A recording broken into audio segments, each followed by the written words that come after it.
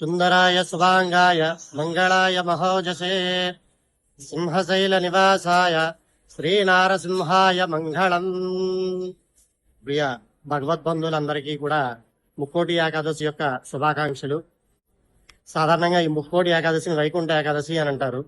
అంటే వైకుంఠంలో ఉన్నటువంటి నారాయణుడు సాక్షాత్తుగా ఆ యొక్క దర్శనాన్ని ఉత్తర ద్వారంగా వైకుంఠ ద్వారం అంటారు. ఉత్తర ద్వారం అని చెప్పి మనం అంటాం, కానీ అది ఉత్తర వైపున ఉన్నది కాబట్టి అది వైకుంఠ ద్వారం అని ఉత్తర ద్వారం అని చెప్పారు అంటారు.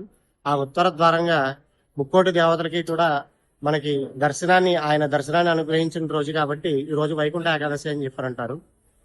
అలాగే మన సింహాచల నగర్లోని సింహాచలంలో స్వామి ఏ విధంగా వేయించేసి ఉన్నారో అదే విధంగా వేయించేసి ఉన్న మన స్వామి ఈ రోజున ప్రత్యేకించి ముక్కోటి ఏకాదశి రోజున నిలువెత్తు బంగారు నృసింహ కవచ రూపంలో మనందరికీ కూడా దర్శనాన్ని అనుగ్రహిస్తారు ఉత్తర ద్వారంగాను.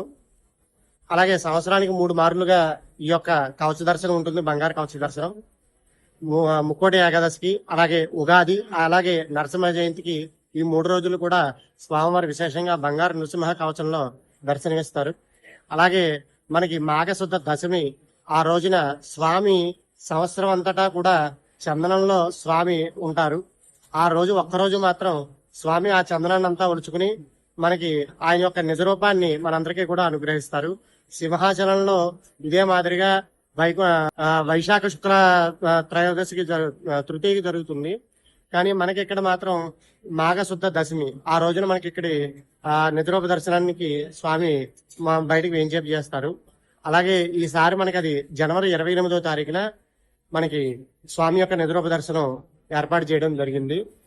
కావున 25 సాయంత్రం నుంచి సుమారు 30వ తారీఖు వరకు కూడా ఈ 5 రోజులు కూడా పాంచరాత్ర ఆగమన ప్రకారం స్వామివారికి ఉత్సవ ప్రారంభం జరుగుతుంది.